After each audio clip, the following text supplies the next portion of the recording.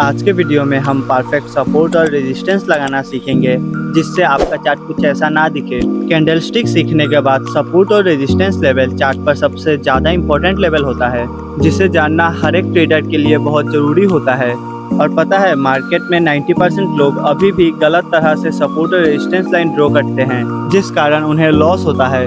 अब अगर आप सही तरह से सपोर्ट और रेजिस्टेंस लगाना सीख गए तो आप हर एक बार मार्केट के हाई एंड लो को कैच कर सकते हैं। और साथ ही साथ में मैं आपको एक सिंपल स्ट्रेटेजी बताऊंगा जो कि सपोर्ट और रेजिस्टेंस के हेल्प से बनता है। कहां पे एंट्री लेना है, कहां पे स्टॉप लॉस प्लेस करना है और कहां पे प्रॉफिट बुक करना है, सब बताने वाला हूं इस वीडियो में। सपोर्ट और रेजिस्टेंस लेवल दो इंपॉर्टेंट की लेवल होता है ट्रेडिंग में, जिससे हमें बायर्स और सेलर्स का स्ट्रेंथ का पता चलता है। जैसा कि सपोर्ट एक तरह का फ्लोर होता है जहां से प्राइस रिजेक्शन लेकर ऊपर जाता है, इसलिए सपोर्ट एरिया के पास ट्रेडर्स बाइंग करने के लिए इंटरेस्टेड रहते हैं। और वहीं रेजिस्टेंस एक तरह का सीलिंग होता है जहां से प्राइस रिजेक्शन लेकर नीचे आता है, इसलिए ट्रेडर्स रेजिस्टेंस एरिया के पास सेलिंग करना चाहते हैं।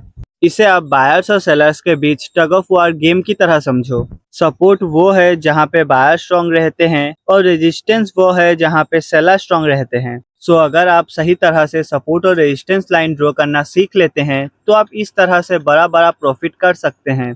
और एक कॉमन मिस्टेक जो सभी बिगनर्स ट्रेडर्स करते हैं वो मल्टीपल लाइन ड्रॉ कर लेते हैं, जैसा कि आप इस एग्जांपल में देख सकते हैं। अगर आप भी इस तरह से सपोर्ट और रेजिस्टेंस लाइन ड्रॉ करते हैं तो इसका मतलब आपको सही तरीका पता नहीं कि सपोर्ट और रेजिस्टेंस कैसे ड्रॉ किया जाता है।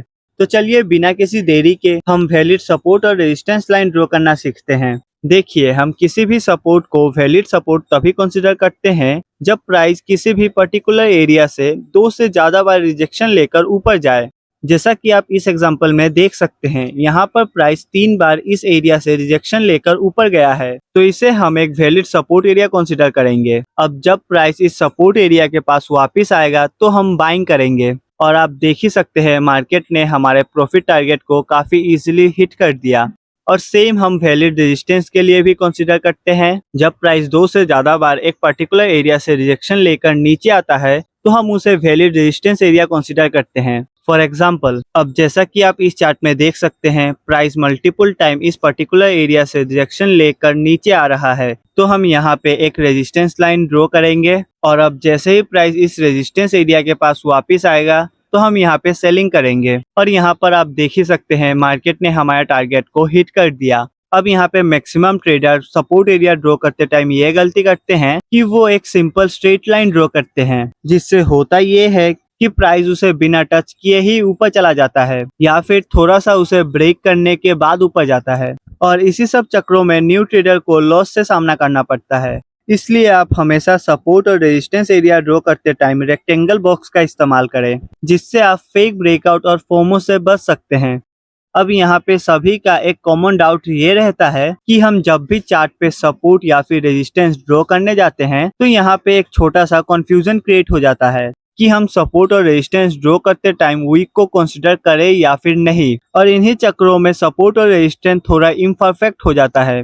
तो इसका सोल्यूशन बड़ा सिंपल है। आपको जहां पे मल्टीपल रिजेक्शन देखने को मिलता है वहां पे आपको एक रेक्टेंगल बॉक्स ड्रॉ कर लेना है। अब रेक्टेंगल बॉक्स ड्रॉ करने के कारण कैंडल का विक और कैंडल का बॉडी दोनों इस सपोर्ट एरिया में आ जाएगा और आपका सपोर्ट एरिया और भी ज्यादा स्ट्रॉन्ग हो जाएगा।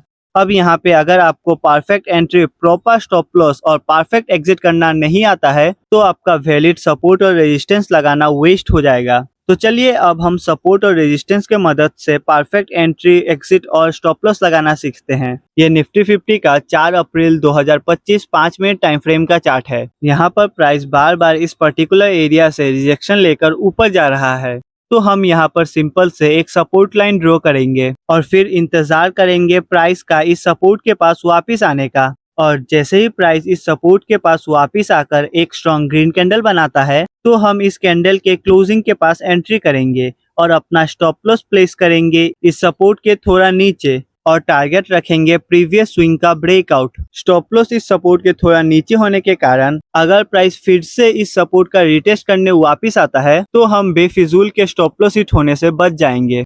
पर इस केस में प्राइस सीधा ऊपर जाते हुए हमारे प्रॉफिट टारगेट को हिट कर देता है।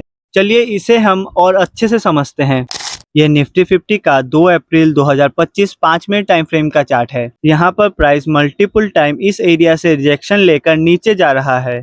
तो यहाँ पर हम एक रेजिस्टेंस लाइन ड्रॉ करेंगे और फिर प्राइस को इस रेजिस्टेंस एरिया के पास आने का इंतजार करेंगे। और थोड़ी देर बाद जैसे ही प्राइस इस रेजिस्टेंस एरिया के पास आकर एक स्ट्रॉन्ग रेड कैंडल बनाता है, तो हम इस कैंडल के क्लोजिंग के बाद ट्रेड में एंट्री बनाएंगे और अपना स्टॉप लॉस इस रेजिस्टेंस के थोड़ा ऊपर प्लेस करेंगे और टारगेट रहेगा रिसेंट स्विंग लो।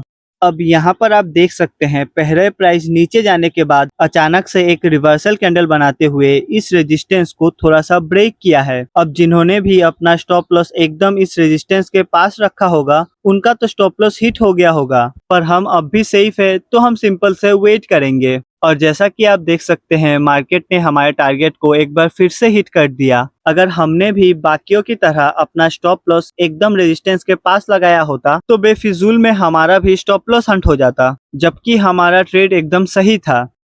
अब अगर आप पूरा प्रॉपर ब्रेकआउट होने का इंतजार करते हैं और जब मार्केट ब्रेकआउट करता है तब आप एंट्री लेते हैं, पर फिर मार्केट रिवर्स होके आपका स्टॉप लॉस हिट कर देता है, या फिर इससे भी बुरा स्टॉप लॉस हिट करने के बाद मार्केट आपके प्रॉफिट टारगेट को हिट करता है, तो मैंने इस वीडियो में रियल ब्रेकआउट और फेक ब्रेकआउट के बीच के डिफरेंसेस को डिटेल में बताया है। आप इस पे क्लिक करके फेक ब्रेकआउट में फंसने से बच सकते हैं। सो अगर आपको इस वीडियो से कुछ नया सीखने को मिला हो तो इस चैनल को सब्सक्राइब कर देना और 50 लाइक्स का एम है, बाकी मैं आपके ऊपर छोड़ता हूँ।